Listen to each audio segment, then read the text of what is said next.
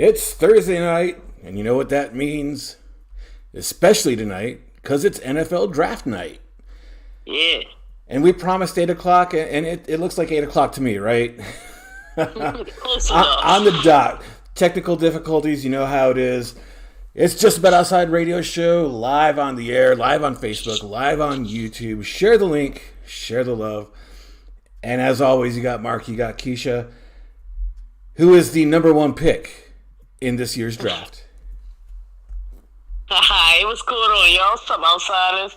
All right, so like Mark said, it's draft night. It's always very exciting for all the NFL fans, and it's like the first little taste of that first step towards the next season, right?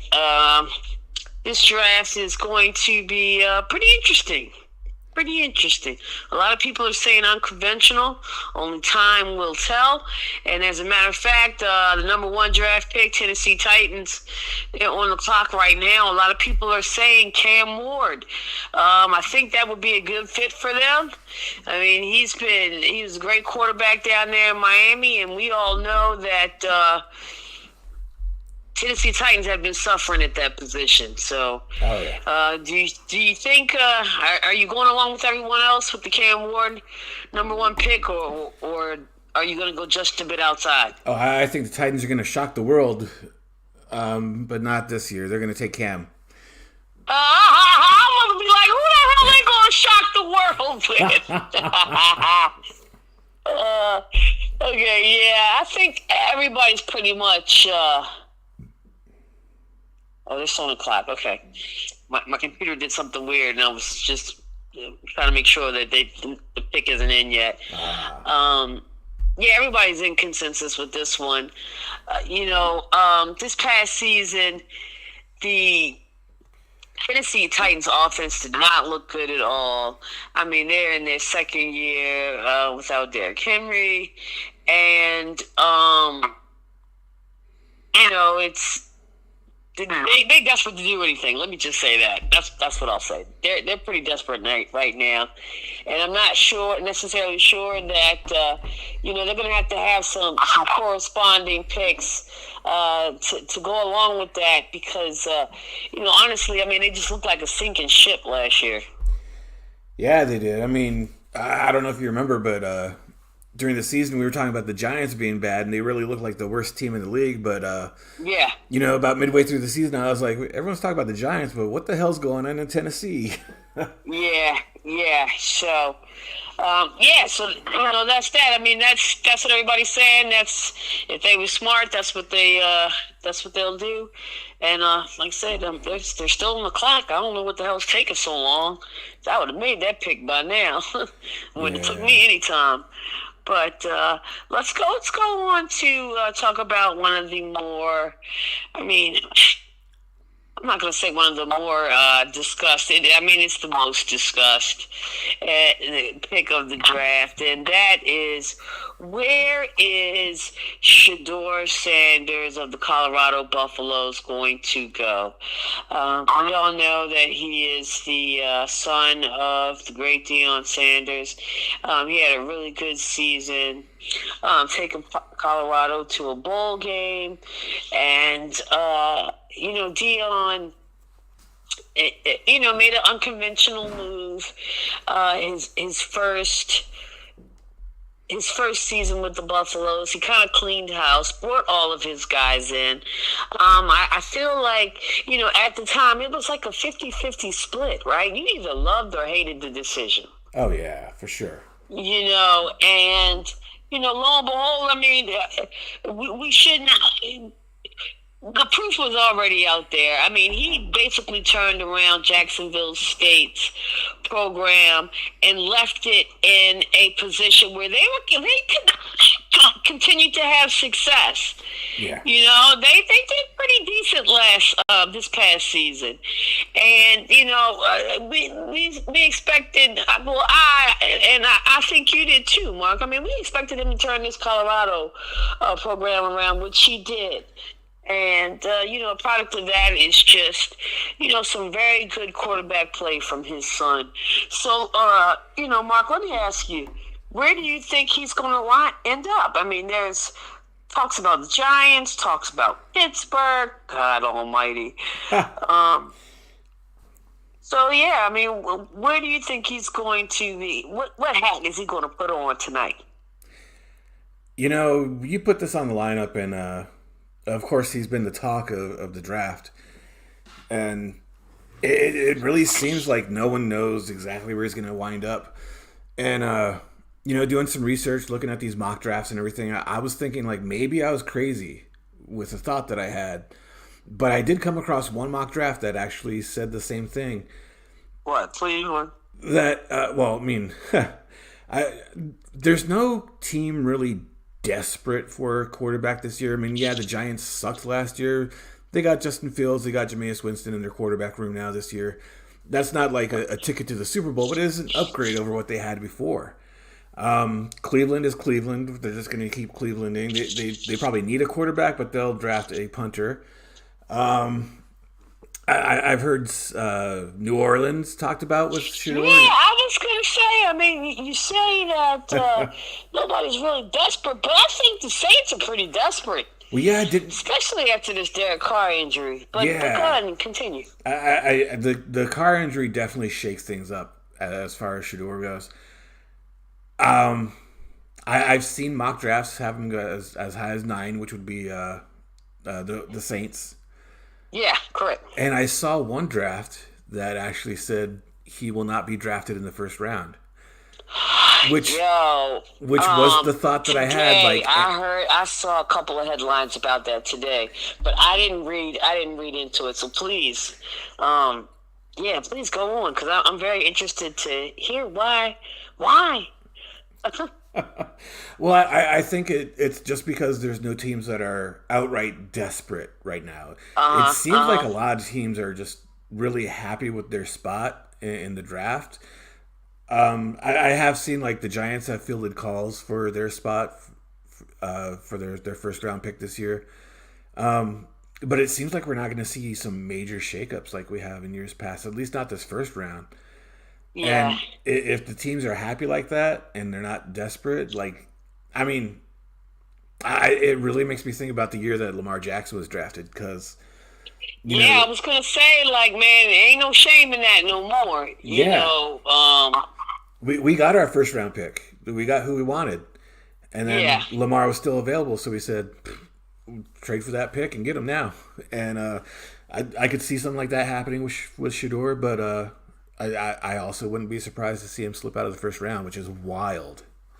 Yeah, and if he does fall to the second round, then I have no idea who the hell would pick him up at that point. Right. I mean, honestly, if you think about it, he would be like completely up for grabs, right? Breaking news. Breaking news. Go ahead, break it. It just popped up. Complete shocker. Tennessee takes Cam Ward. Oh, man. Well, Cam, I mean, gosh. Could you imagine if he's the number 1 first pick and he's the only quarterback taken this round? Yeah. Oh, shit. Wait a minute now. Did Cleveland pick already? Wait a minute.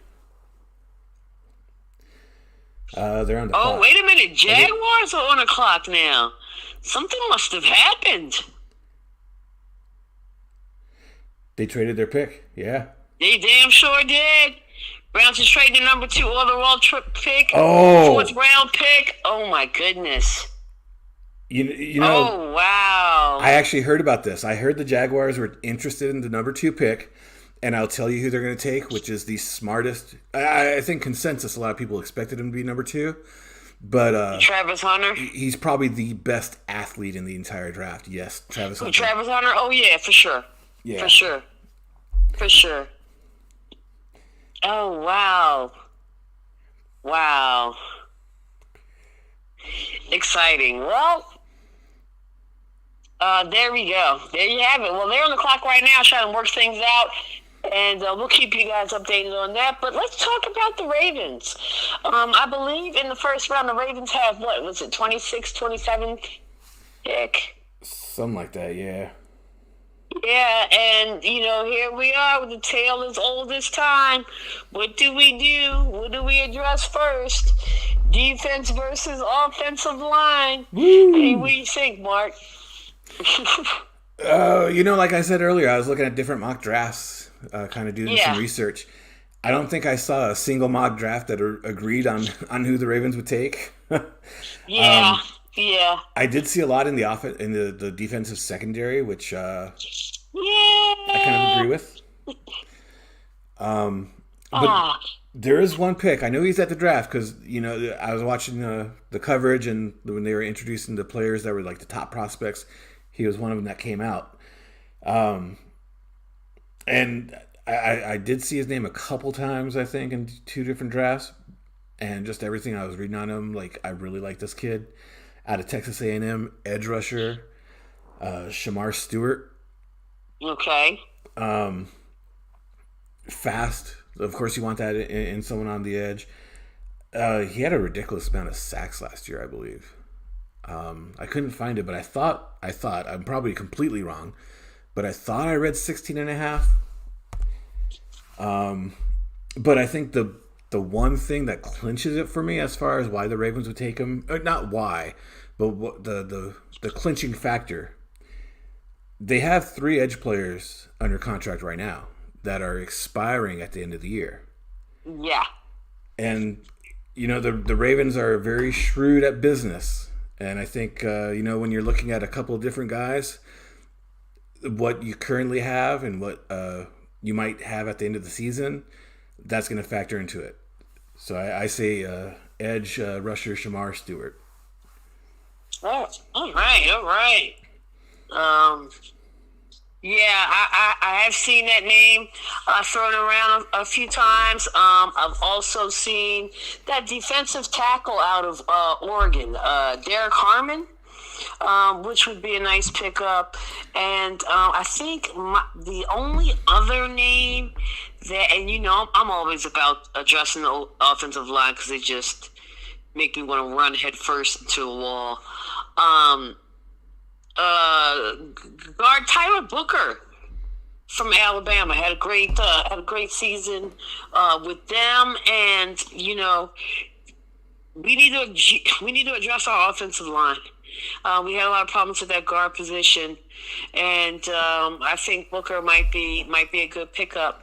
But it seems like the most popular pick is your Shamar Stewart pick.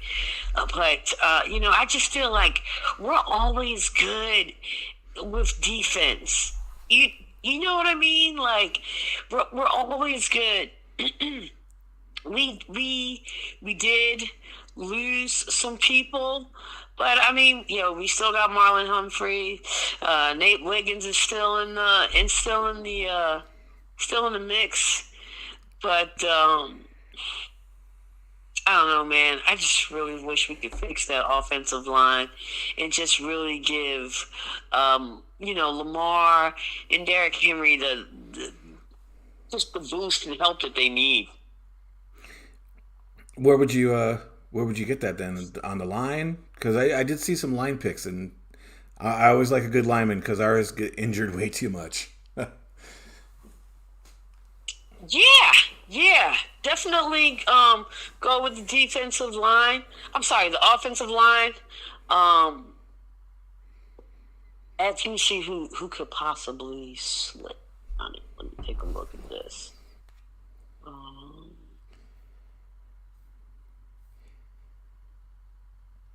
I did see Josh Simmons, offensive tackle from Ohio State. yeah.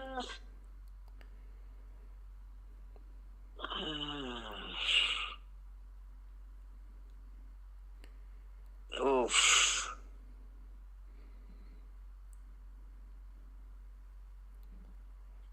Yeah, I can work with that. I can work with that one. I'm just trying. taking a look at who could possibly be available. But at the time, I don't. And see, this might be why a lot of people are saying that they're going to go defense with the first pick, the best available at that time. Yeah, and I'm not sure that they're going to be willing to pass up on some of these other players to address that offensive line. That's true. Damn, man,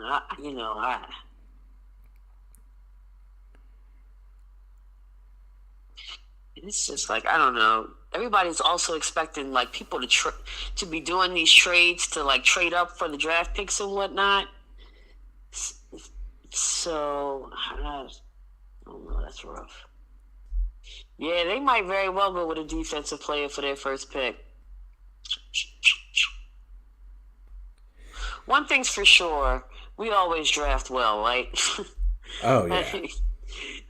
Unless it's a wide receiver. I might not get what I want when I want it, but at the end of the day, we very rarely do we walk away disappointed. True that. Jaguars. All right.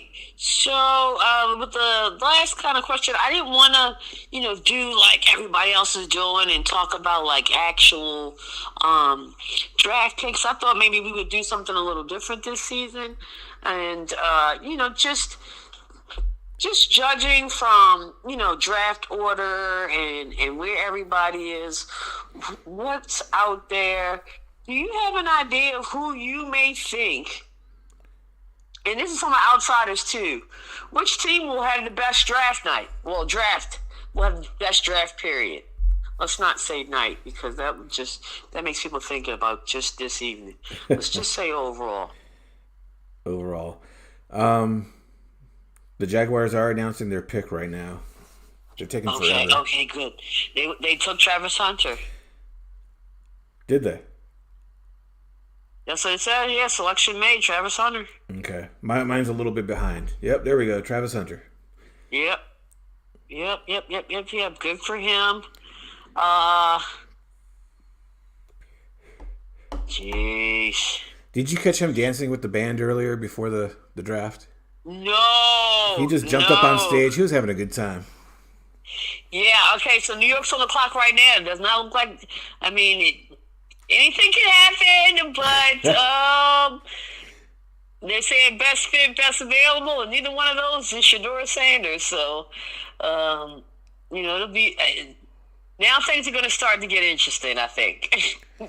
Yeah. As far as the Shedeur Sanders watch goes, because, I know you asked about best draft overall, but just to jump back to the Shedeur talk. Yeah, sure. I respect the kid. He definitely had a tough task with his father as his coach, and I wish him all the best in luck. It's hard being a QB in the NFL, but I do kind of evilly hope he does slip out of the first round just to stick it to prime.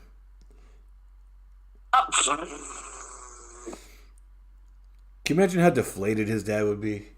Yeah, and I'm pretty sure there's got to be there tonight. Oh, that's messed up, yo. That's a wild tonight. You heard what he did about having Shadeur's number retired, right? No. Yeah, they're retiring at Buffalo. At Colorado, yeah. Colorado, the Buffaloes. They're retiring Shadeur's and Travis Hunter's numbers.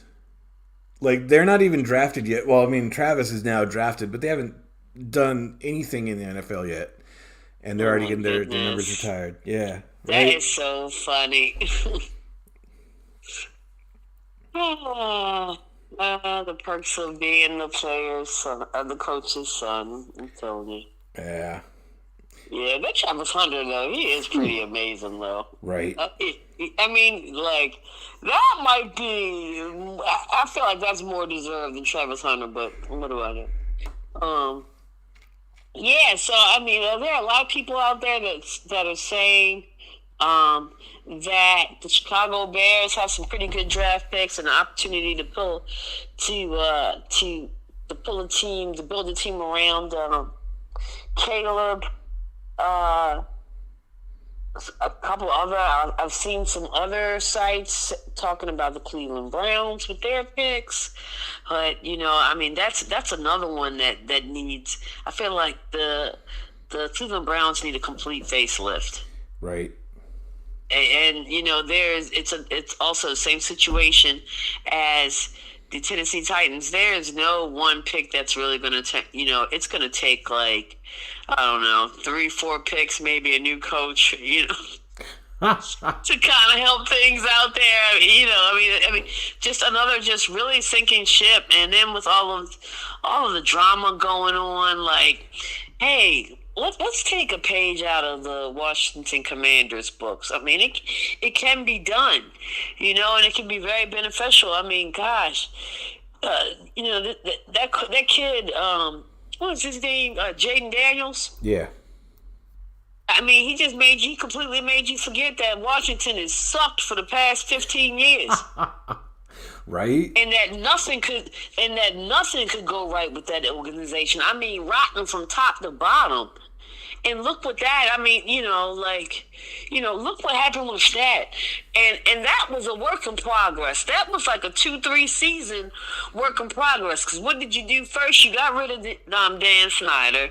Then you brought some pieces to the team.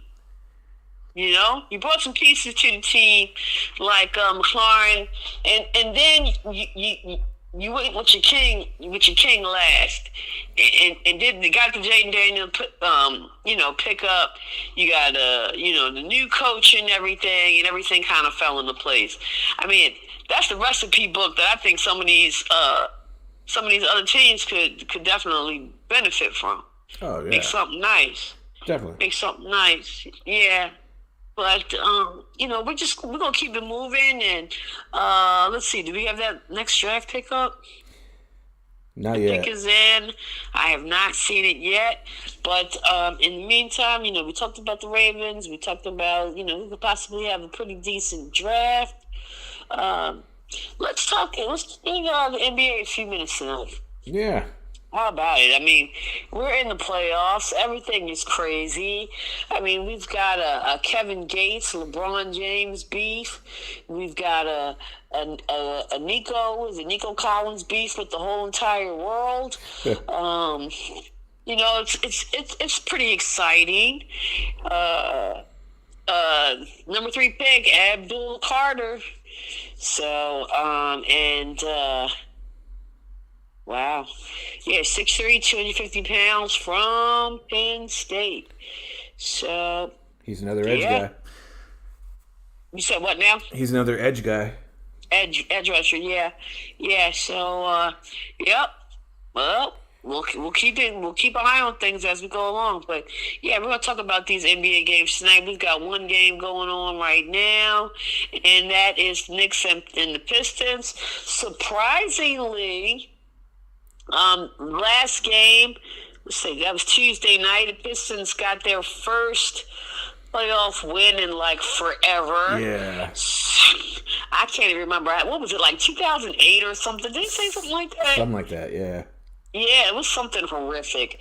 So they finally got that win under the belt, and it looks like, they're fighting. They're fighting this game. I was really expecting the Knicks to come out here in the third game and like really put the beat down. I mean, it's still early in the second quarter, but right now it's 33-30, the Knicks, and they are. Detroit Pistons are at home, so they've got the home court advantage, and this game might end up being a little bit closer than I thought. Mark, who do you think is going to come out of this series?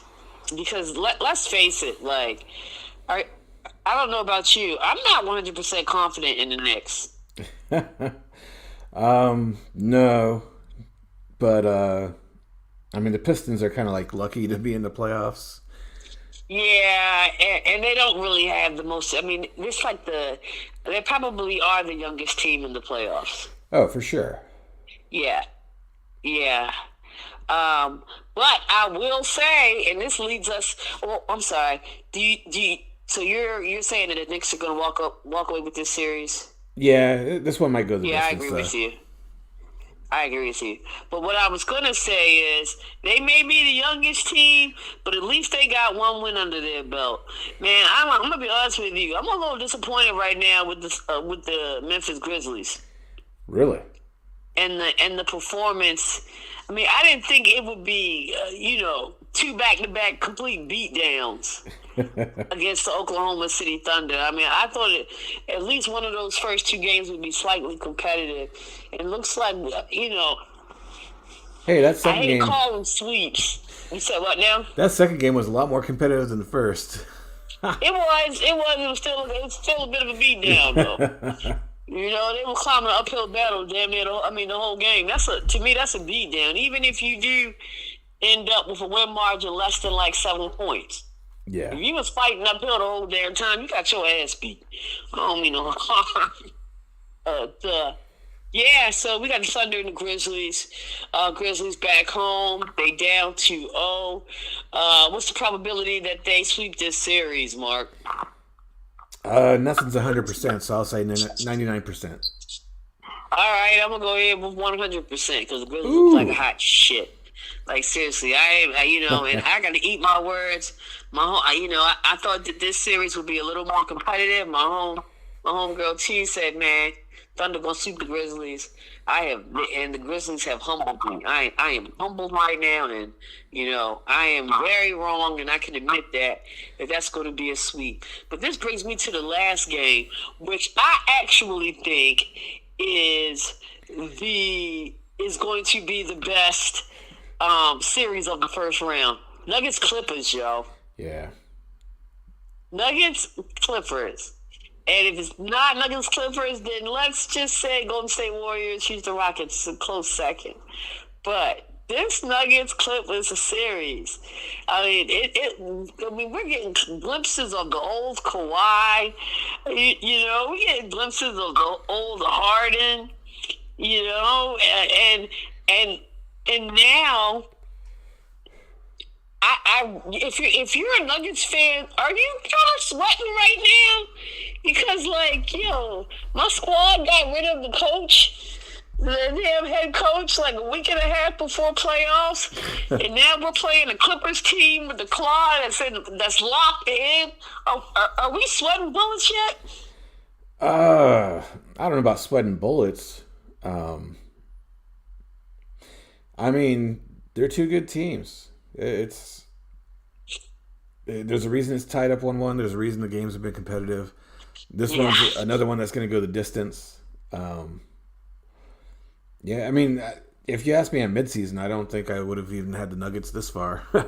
But that last quarter of the season or so, they really turned it up. And I mean, the Clippers have always been looking good this season. So definitely series of the first round. Yeah, who wins tonight? Nuggets, Clippers. Ah, man. Clippers at home. Spread is Clippers minus 5.5. I'll go Clippers on this one. Me too. And I mean, one could make a case, they came damn close to having this thing in a headlock at 2-0. That first game, they almost won. Oh, yeah. Yeah, so I'm very confident for them to get back at home and take control of this series, man, and go up 2-1 on the Nuggets as well. Listen, guys, I'm so depressed with the Orioles. I'm not even going to waste my time talking about them tonight. Is that okay with you, Mark? Let's get some pitching, and then we'll talk about it next week. I don't know what. Like Sunday, Sunday I went on an Easter Sunday sale, and the game was so depressing. I honestly contemplated jumping into the Inner Harbor. And if you're from the 410, you know how dangerous that is. Like, oh, it's so serious, man. Like, oh my gosh. The harbor's fine now. They have that whole swim in the harbor thing. Yeah, we were talking about that on Sunday, and I'm going to say the same thing to you that I said to them. Bullshit. You couldn't pay me to jump in that mud, let alone swim. I'm telling you. But I said people who do that, He didn't even check them the next day for superpowers. Right? I'll never forget, like, my first year there in Baltimore. Like, went down to the harbor, just like kind of chilling on a bench, and like we were just looking around, and there's people kayaking, and I remember my ex like saying like I wouldn't want to be in that water, and like you could kind of tell just by looking at it, and then some dude like flips the kayak. It was like, oh man, holy crap! Right? What? Yeah. I hope he kept his mouth closed. Oh my gosh. And you know what? There were people kayaking out there on Sunday. Really? Yeah, there were people kayaking out there. They sure were. It was two people in two one-man kayaks. Yep. Ain't no way. Because if my thing would have flipped over, I probably would have drowned myself from panic. Hey, you know, maybe it's good for them. They'll like grow another eye and they'll have better vision. Yeah, okay. All right, man. Is there any real on wrestling, or we had a big event this past weekend, right? Oh yeah, WrestleMania. Talked about it last week. WrestleMania, right? Yes, yes. Yeah. As expected, John Cena won the record-breaking 17th World Championship, defeating Cody Rhodes. Wow. I'll be honest, like that wasn't the best match of the night, which was surprising. But like I mean, it's still a good match, but it was kind of anticlimactic. Oh my god, yeah. So a lot of people expected The Rock to show up because he's kind of been involved with Cody Rhodes off and on over the last year. Right. Oh, the Patriots pick is in. I didn't see. Oh, okay. What we got? See here. I didn't see the name. It went off the screen right as I looked. Will Campbell, offensive tackle. Oh, there you go. But yeah, Browns so are like, now on the clocks. Okay, but go ahead. So like, The Rock didn't show up, which kind of confused a lot of people. A lot of people expected him, whatever. But do you know who did show up and interfered in the main event? Hmm. You would never be able to guess. Although you may have heard. I'll give you that. I haven't. Who? Travis Scott. Are you serious? I am dead serious. Like the rapper? The rapper, yeah. He first got involved in February at the Elimination Chamber pay-per-view. He like escorted The Rock, and then like he helped beat down Cody Rhodes. Well, towards the end of the match, one of his songs hits, and out comes Travis. WrestleMania is on Easter Sunday, which is also 420. We talked about that last week. Yeah. His first couple appearances in WWE, he had a blunt with him. How did he not have a blunt with him on 420? Right. Failure, Travis. But Travis, he comes down to the ring, and like he starts kind of jawing with Cody. I think Travis pushed Cody. I can't remember for sure. But Cody does get him and gives him his finishing move. So like he put Travis Scott down, but that was enough time to give John Cena enough time to recover and hit the AA and won his title. So Travis Scott helped John Cena win. That's pretty cool. Yeah, that's pretty cool. Love a crossover. Oh yeah.